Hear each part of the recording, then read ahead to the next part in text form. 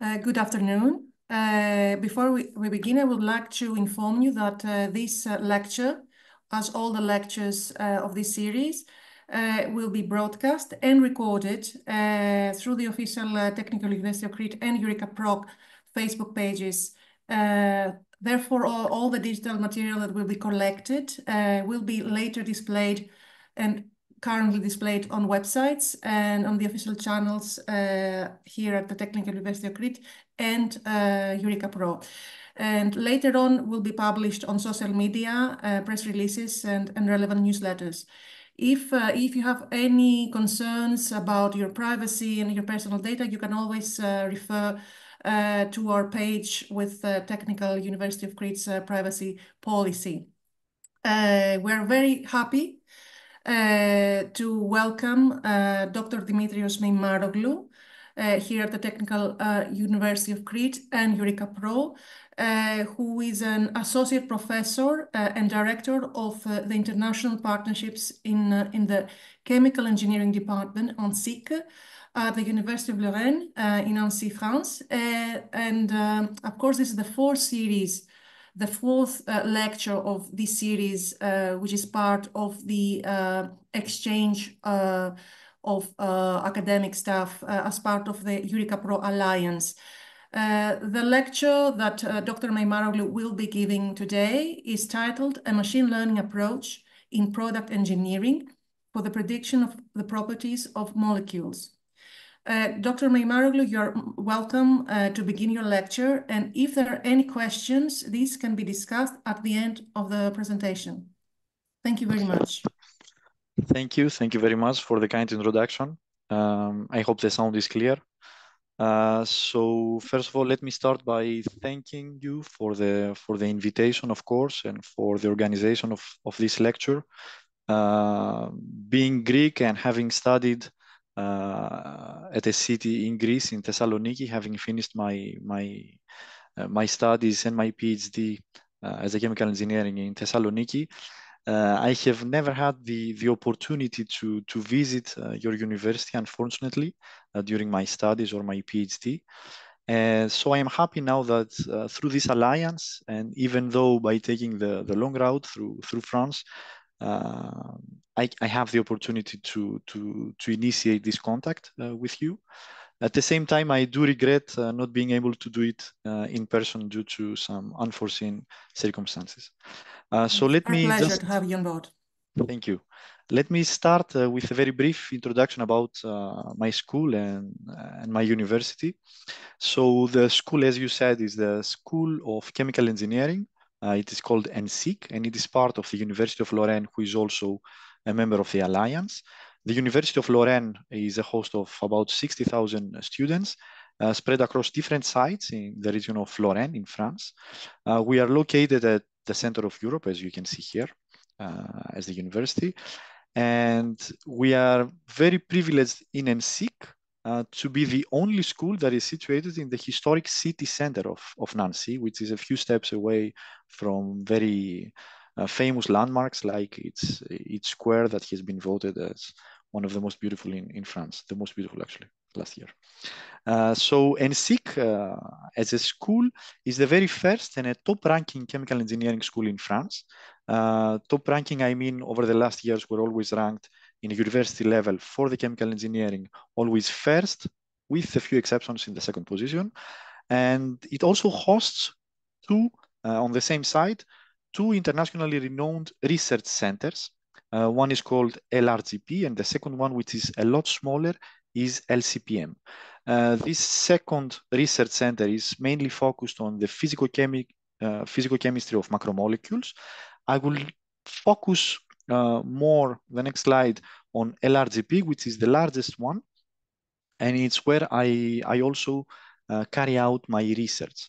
So LRGP, these research centers are called laboratories in France, although they do not have the same sense as in Greece. They're not parts of the schools of the university, but semi-autonomous entities where we carry out research, but they are, of course, very closely linked to the universities. Now, LRGP, which is the Laboratory of Reactions and Process Engineering, is a typical chemical and process engineering research center.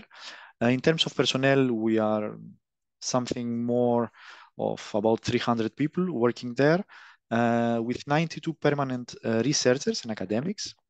We are very proud to say that a good part of our colleagues are top scientists, as recognized by lists like the last list published by the Stanford University.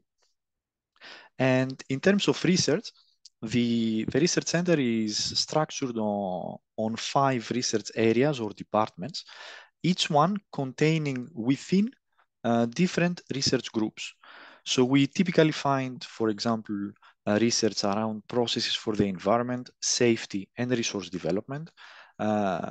Typical thematic areas like circular economy, industrial hygiene, water treatment are found within the work carried out by this department. Another department works a lot on process reactor intensification and optimization and separation process by membranes. Typically here we find multifunctional equipment like reactor separation units, intensified units, of course, and a lot of work on optimization. We have a whole department dedicated on bioprocesses and biomolecules, so anything from cell bioproduction to enzymatic processes, etc. Another department that works on kinetics, thermodynamics, and energy with the areas of combustion, kinetics, of course, thermodynamic laws, development of thermodynamic models.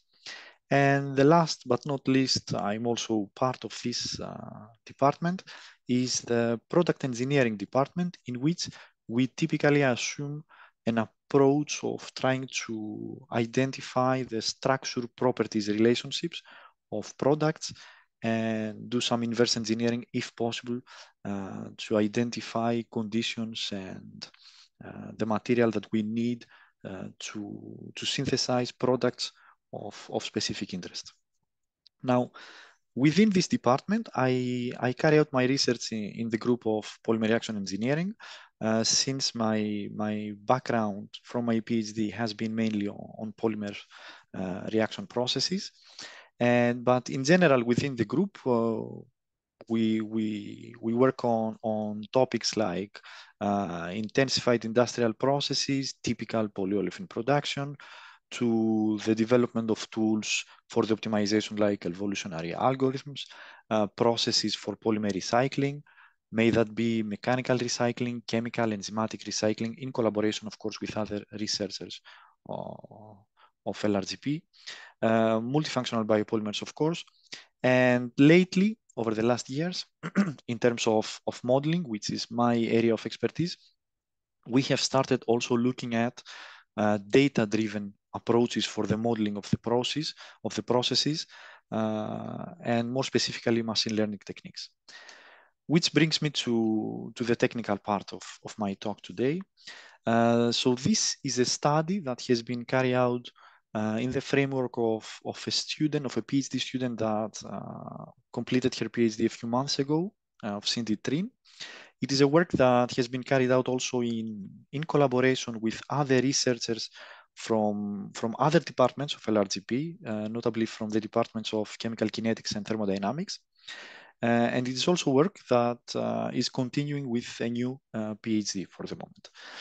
Now, let me just say right from the beginning that our involvement in this project and our approach has been a purely engineering approach, in the sense that we are not computer scientists. We do not develop these techniques, and of course, we do not pretend to be able to understand them or to treat them as well as colleagues from other disciplines like computer science, electrical engineering, etc. Our main objective in this work is to be able to identify techniques from within the family of machine learning that can be adapted to specific problems in product engineering. In this case, we're looking at the problem of prediction of the properties of molecules. And this whole study, and of course the presentation I will be showing, is rather a methodological presentation in which we are trying to identify how we can implement these methods and what are the choices that we need to make along the process. So rather than selecting one method that gives some good results and saying, okay, we're happy with this, we will stop the study, we have decided to look at the different angles of the implementation of these techniques into our problems and try to understand them better in a way to be able to implement them in a more efficient manner in different problems. So a few words about the context. We place ourselves here in the context of what we call quantitative structure activity or structure property relationships, in the sense that we're trying to develop models, mathematical models, that on the basis of the structure of a given molecule, a given product, they will be able to predict with accuracy the activity or a given property of this molecule. Of course, these approaches are not new. They have existed for many years now. What is new and what has been evolving throughout the years is that molecules become larger and more complex. For example, think about the discovery of new drugs for the pharmaceutical company. And at the same time, models need to follow along to be able to treat this increased complexity. What is also new, novel in this study is that right from the beginning, we have tried to take into account the principles that have been proposed by the Organization for Economic Cooperation and Development in the framework of these approaches, which ask that such models, for them to be useful for the scientific community, first of all, they need to have a defined endpoint being the property or activity that we're looking at, to be based on an unambiguous algorithm. So in the sense that we need to make sure that our approach is as transparent and as repeatable as possible. They need to have a defined domain of applicability. So it is not just enough to say, okay, here are the molecules that we tested, here are the predictions, we're happy with this, and that's it. No, we need to try at least to identify if someone can repeat our approach in which types of molecules, in which applicability domain he or she can use this model. Of course, we need to define appropriate measures of goodness of fit, robustness, predictivity of our models, and if possible, include some mechanistic interpretation, because, of course, keep in mind that machine learning is data-driven approach, is based purely on the data. There is no mechanistic part within the approach. There is no part where we try to explain or to describe the mechanisms of a specific process. So if we can include into our conclusions some understanding, it is, of course, more than welcome. Now, in terms of the structure of the molecules, there are different ways to say to a computer model, to a mathematical model, this is the structure of the molecule. What we have decided to follow through the study that I will be presenting is what we call descriptors. And the descriptors are, in simple words, a series of structural and physicochemical features.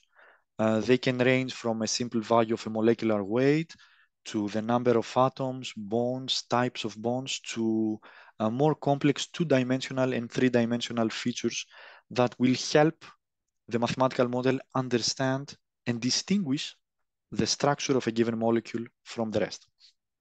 In terms of the activity or property of interest, here, as I said, we focus ourselves to thermodynamic properties of interest, and more specifically to the enthalpy of formation and the entropy of molecules.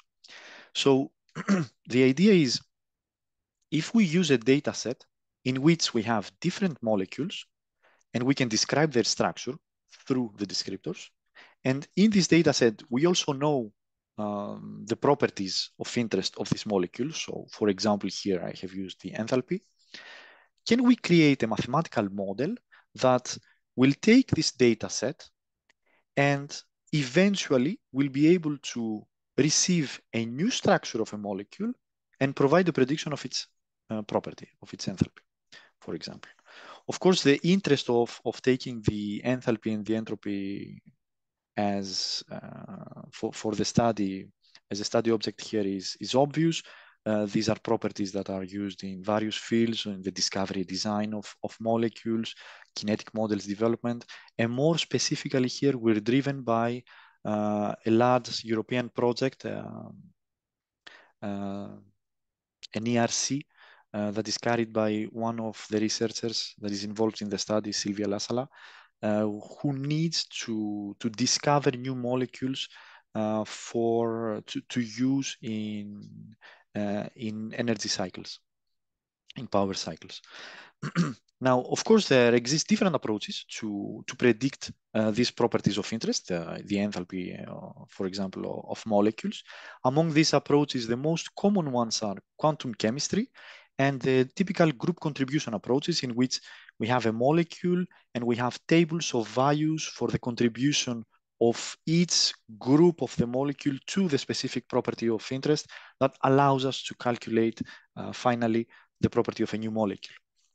These approaches, of course, have different benefits and different disadvantages. The ones that we're looking to overcome here are mainly disadvantages that have to do with the fact that these are sometimes limited to small, simple molecules. When the molecule becomes too complex, either we have computational problem issues in quantum chemistry, or in certain cases, we do not have accurate values for the different groups. We need to include values for the interaction of different groups, etc., which makes these approaches less reliable. So to overcome these limitations, one of the ways to do it is to go through a machine learning approach that we have adopted in this case. Now, let me just very briefly explain that the approach that we are adopting here is a supervised learning approach, typically used in regression problems, for example, amongst others. So in this case, our input is composed by both input data and the responses. As I said, we know for the input molecules what is the structure, and we know the values of the enthalpies.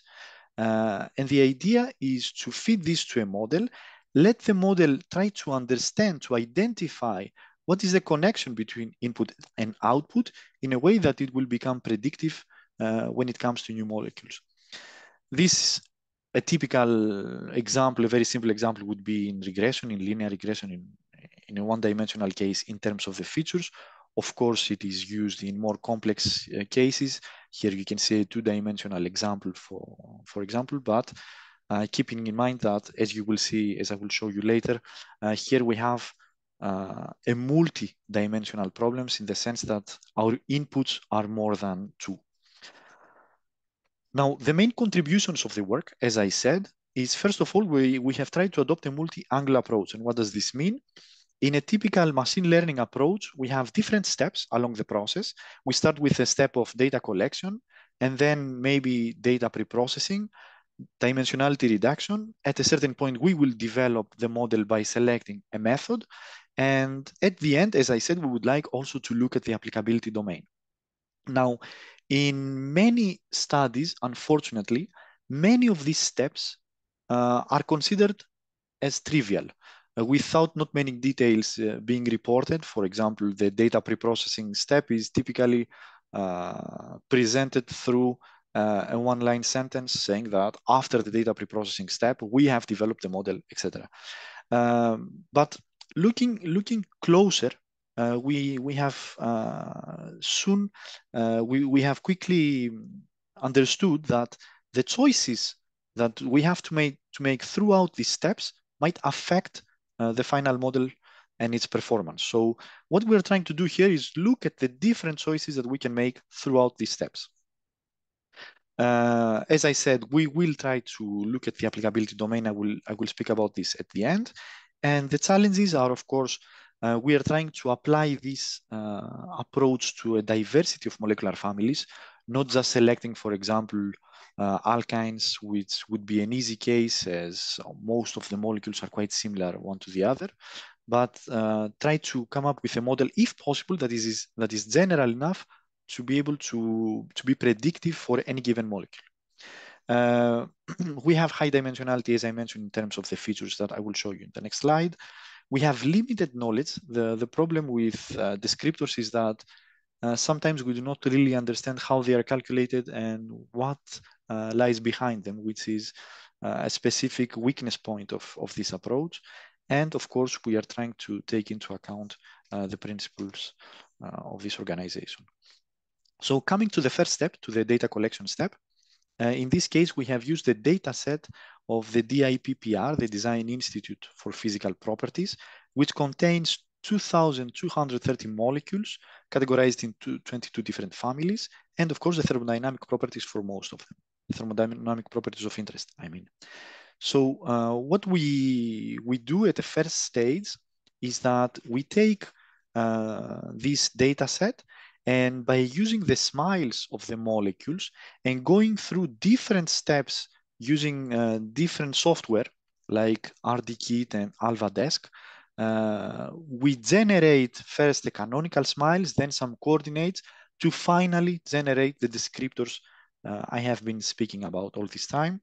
I will not go in detail through these steps. I will just insist on the fact that to generate them, it is straightforward using specific software that is available that is quite widely available.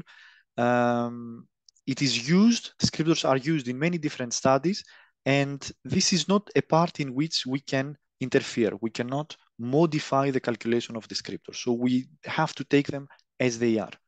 Now, this generates our input, and at the same time, from the same database, we will use the responses of interest to feed them to the model. Excuse me. Here you can see a first idea. You can have a first idea about the descriptors, the different categories of descriptors. What is generated is a total of more than 5,600 descriptors in different categories. Some of the categories are quite straightforward. We can understand them. Some, as I said, not so clear. Although the selection that we made to use this software is because of its extended handbook of explanation of how these are calculated, but it is not always trivial to understand, to go through the calculation and understand exactly all these descriptors. Which creates the first problem, the high dimensionality of our problem. So we end up with a matrix that contains 2,230 molecules in terms of rows and the different descriptors in terms of different columns. And of course, at the end, we have the property of interest. So each molecule for our model will be a row of 5,666 columns, elements. And this is what we need to fit to our model. Now, looking at this closer, we have quickly identified that there are some missing values. And here, of course, I speak about the descriptors. Missing values about the properties have been, these molecules have been eliminated right from the beginning. But keeping the molecules for which we have a value for the enthalpy, we have realized that going through this software, we cannot generate values for all the descriptors for various reasons, which means that we need to treat this before feeding it to the model. We cannot show to our model empty values and ask for it to understand a link between these values and the property, of course. And now, this is a typical pre-processing step, which, as I said, in most literature is presented as something very, very trivial. But when we started looking closer, we have understood that there are different ways to go about it. So, for example, we could say, let's start eliminating each row that contains at least one missing value of descriptor. Another way to do would be to say, let's start eliminating each column which contains at least one missing value of descriptor until we eliminate all missing values. And the third option, a third option that we thought about was an alternating algorithm in which we start looking at the row or the column that contains the most missing values and then we go to the next, and then to the next, either row or column every time, until we eliminate all the missing values. And one would think, okay, maybe there is no great effect in selecting one or the other approach, which is not true. If you look at what happens after the elimination through the different approaches, in the first case, we end up having eliminated a lot of molecules, which is of course not useful, because having eliminated 90% of our molecules means eliminating 90% of our information and of course our prediction capacity. So this is not acceptable. If we look at the columns, we see that we have a pretty good compromise between the number of molecules and columns that we have eliminated. But when we looked at this more closely, we have identified some duplicates, meaning that through the column elimination, through the descriptor elimination, we have eliminated descriptors that helped identify, distinguish molecules, meaning that with the rest, with what remains among the descriptors, it now becomes impossible to distinguish between 79 different molecules, which is also a problem for the model. So this is why we have used the third approach. Once we have eliminated the missing values, we also need to look at columns of low variance, meaning that if a column in a matrix is constant or almost constant, it means that it adds no significant value to our model, no significant information. So we need to treat this. But once again, eliminating low variance descriptors is easy to say, but someone needs to identify what is the threshold of elimination. Do we eliminate columns that have strictly constant values? Do we allow for some variance within the values? And what is the limit of this variance? And by looking closer, we see that depending on the threshold that we will set to this elimination, we will have a direct effect on the number of descriptors. So after a certain point, we eliminate a lot of descriptors. So again, weakening our model. And at the same time, if we do a very quick implementation in a machine learning algorithm, we see that at the same time, we increase a lot the prediction error. So we create models after a certain point that are less predictive. So it is important to do a judicious choice of the low variance threshold. And it is the same story for the correlations. I will not go through in details. Once again, to eliminate columns that are correlated among them is one issue, because if we have correlations, maybe not of all these columns are relevant to our model. But again, we need to identify what is the correlation threshold above which, we will start eliminating our descriptors. And once again, we see that this has a direct effect on the performance of our model. Once we have done this pre-processing, we still end up with a quite large number of descriptors, and we have the need to reduce this number, this feature space, to just the descriptors that are the most relevant to our properties of interest. And once again, of course, there are many ways to approach this problem. There are different categories of approaches. One that looks only at the input and the correlations between the input, which are broadly called filter methods. One that looks at defining subsets of the input space and using a machine learning algorithm to see what is the performance of the algorithm on the basis of this subset in order to identify the optimal subset of features. And there is also another category of machine learning algorithms that within their way of functioning can at the same time identify the most relevant features, the most relevant input, which are the descriptors in our case.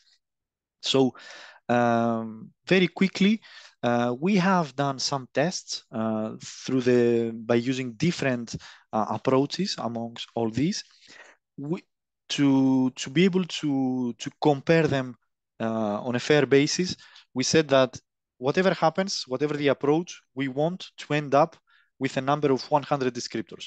And one of the reasons that we ask for this reduction in terms of the number of the initial descriptor space after the initial data preprocessing.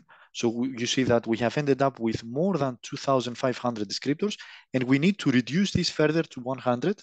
So one of the reasons that we have selected such a low value with respect to the initial one is that, as I said, we need to add some understanding. We need to add some interpretability. So if we end up with 100 most relevant descriptors, it's easier to go and try to understand what is the connection of these specific descriptors with the properties of interest. So the first thing that we noticed is that through the different approaches, for most of them, we have ended up identifying the same, more or less, categories of descriptors, which already adds some understanding, some knowledge to our approach, meaning that if these are the categories that come up as the most relevant through different approaches, well, it's more probable that these categories are really more relevant. So we have asked our colleagues in kinetics and thermodynamics to take a closer look. And for some of them, they have been able to identify the reason why these are more relevant to the enthalpy or the entropy. If we look at the performance of the model through these different approaches, we see that already just by reducing, after this high reduction of the feature space, we can have similar, if not in certain cases, better performances of the final model than with the initial number of descriptors. Of course, we need to take into account different elements to make a final selection, a final choice. One element can be the computation time. Do we want to be very strict on the accuracy? Do we need to focus more on interpretability? You can see here, for example, that wrapper methods are a lot more time consuming than other ones. Of course, this only concerns this dimensionality reduction step and not the subsequent implementation of the method. Eventually, of course, we have ended up in having to select a method to construct our model. So here we have we have screened different machine learning models, and we have tried once again, of course, now it may come as no surprise to you that once again, there are many choices, and we have screened different methods, and we have tried to identify what is the impact of data scaling, normalization, in other words, of impact of the data splitting, what is the computation time, what are the performances of the different methods, keeping into account that each of these methods has also a set of what we call hyperparameters, which are structural elements of the methods themselves, which we can tune to try to optimize their performance, keeping also in mind that when I speak about data splitting, from our data set, we will not use all the data that we have to train the model. We will use just a part of the data to train the model and the rest to try to validate the model at the end or to test the model. So the way that we will split the data, which data will be used to train the model and which data will be used to validate the model, does also affect what we see as performance of the model. So we have tried different approaches. A state-of-the-art approach is to use nested cross-validation. This is what we did. So as I said from the beginning, the idea is not to show you that this method has worked well and we are happy with it. You can see here that we have been able to have good results for some methods, less good results for other methods. In a nutshell, we have done a benchmark of our results with the state of the art by trying to use always exactly the same molecules that has been used in these different studies. And we have been happy to see that in many cases, our results are comparable. In certain cases, we get even better performances with our models than the current state of the art. Now, to get to the last part of my talk, as I told you in the beginning, the idea is to develop a model that is also useful and transparent. So the transparency part is the whole study with the different selections and everything. But for the model to be useful, we need at the end to be able to say, this is where I will use the model, and this is where anyone can use this model. This is the domain in which they can use the model.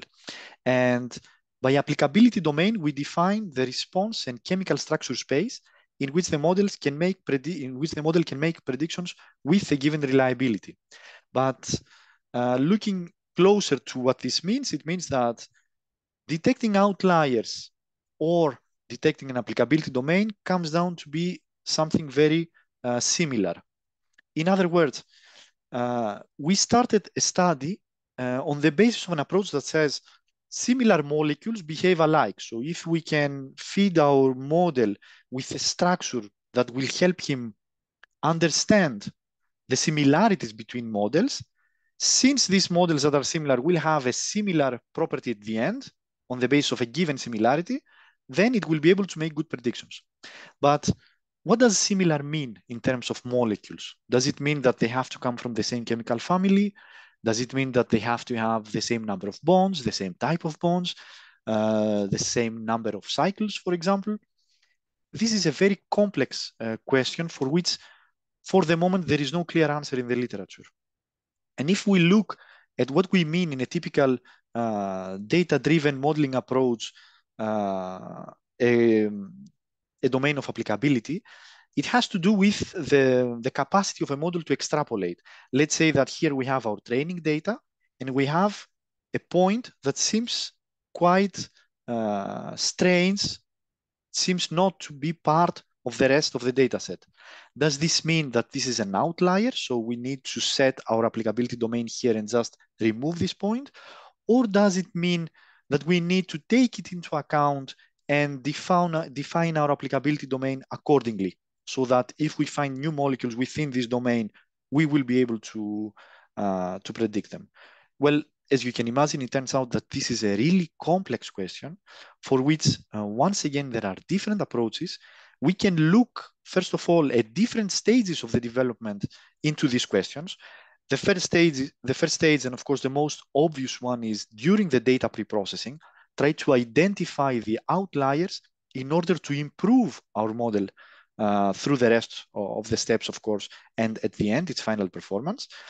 Another step is to look at it during the model construction, to try to identify what is going on with respect to the defined applicability domain in terms of its predictions for the different data that belong either to the training data or to the test data. And at the end, we can also look at it at the model deployment. Of course, I will not go through this in detail, just to tell you that typical approaches to identify the applicability domain are based either on the chemical structure, either on some type of dimension, on some type of distance between points in a data set. But these, unfortunately, do not apply very well in high dimensional spaces, as is our space, with this high number of descriptors, simply because at a certain point, at high dimensions, all distances become the same. And at a certain point, we will necessarily extrapolate in some of the different dimensions.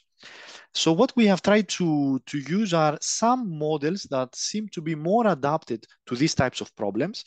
And through specific graphs where we can plot the points with respect to their residual in terms of the prediction of the model and to a score that defines if there is some anomaly, something that is not normal within our data, and try to say, can we identify a small box here, for example, that would help us identify outliers, saying that anything higher than this anomaly score would be an outlier, and eventually this should be something that is mal predicted, which is not always the case, and it's not, of course, very easy to identify. Once again, to make a long story very short, through the different tests that we did, we have ended up on the conclusion that no matter what we do, if we follow some of these approaches, most of them will help us identify some outliers. And if we start removing them, at the end, we improve our model. And we improve not only the predictions of our model, but also its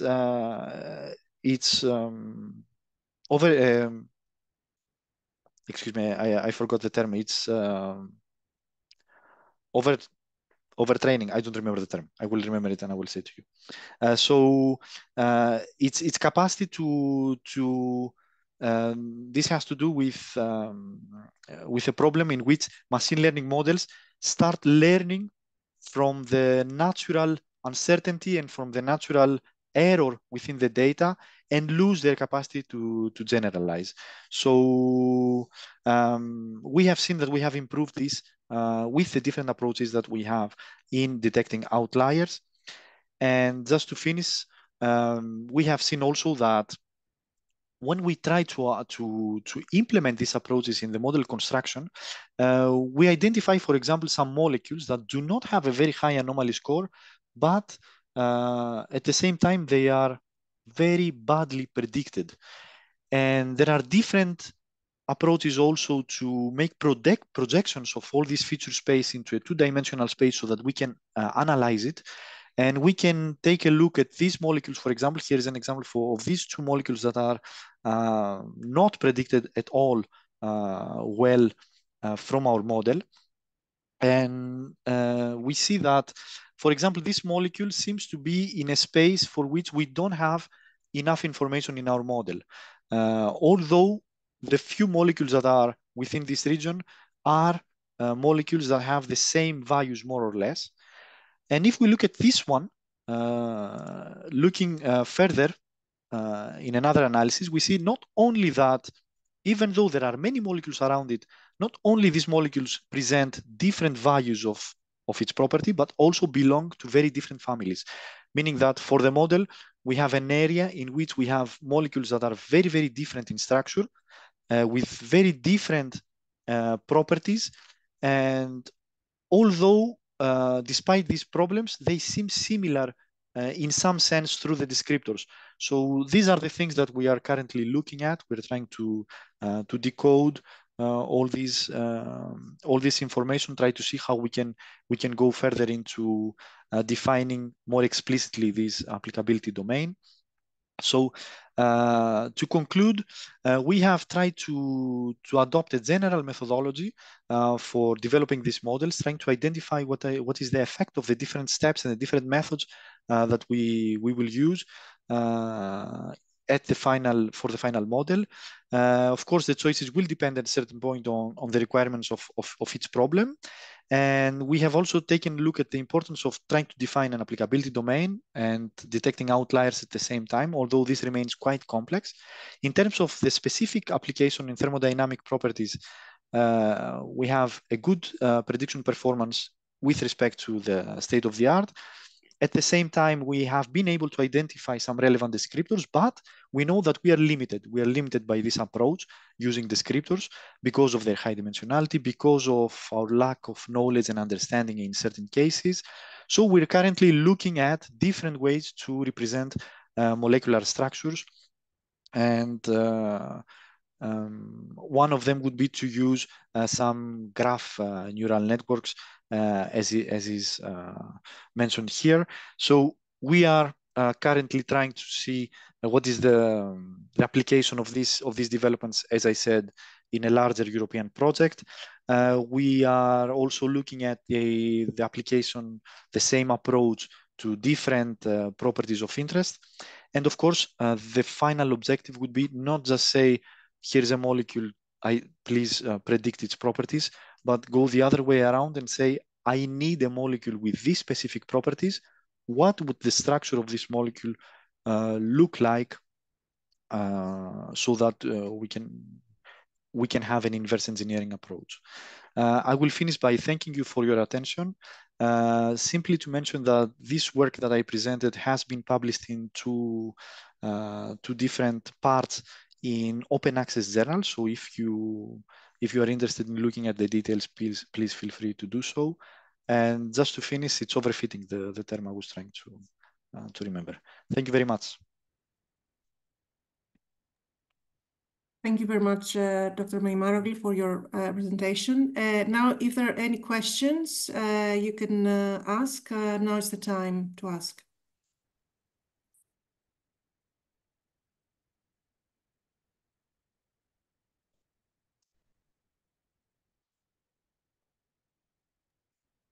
You can raise your hand if you want to ask a question.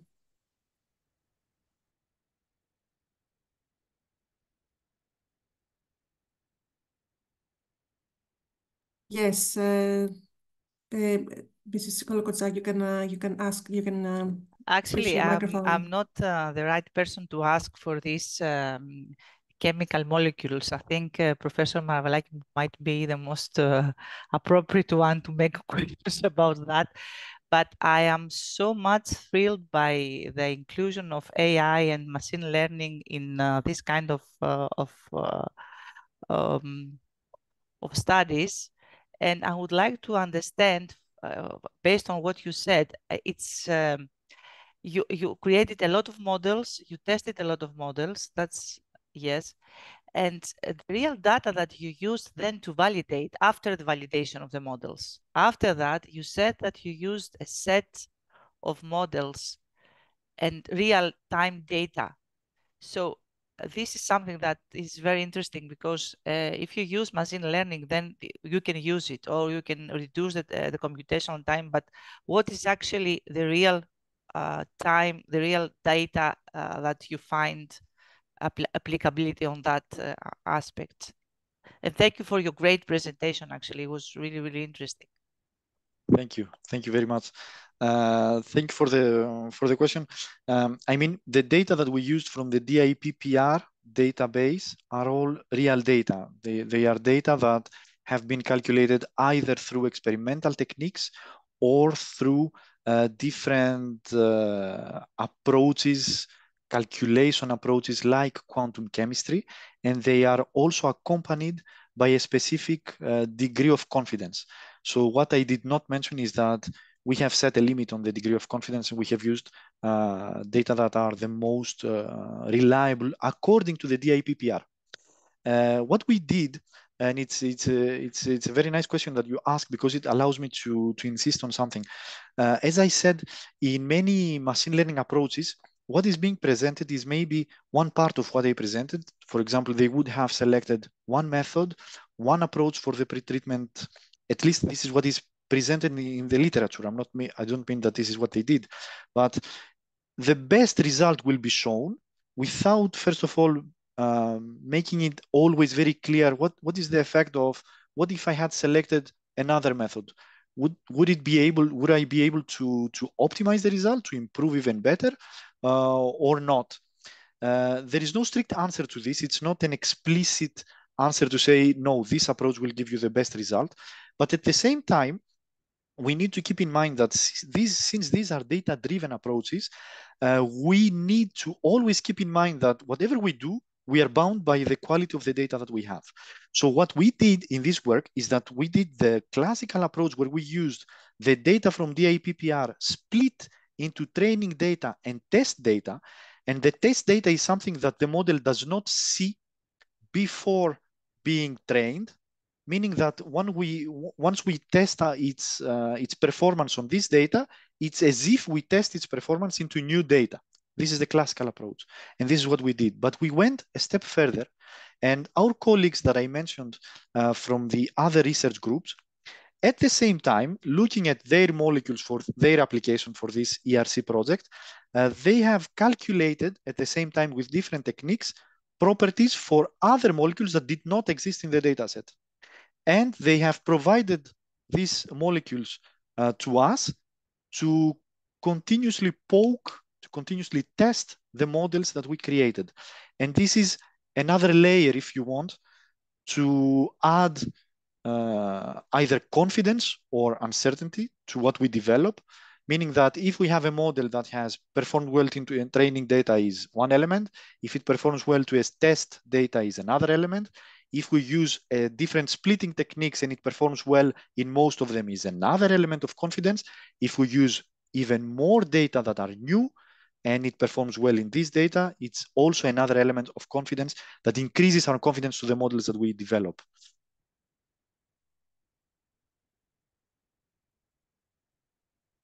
Yes, Dr. Meimaroglou, you can also ask.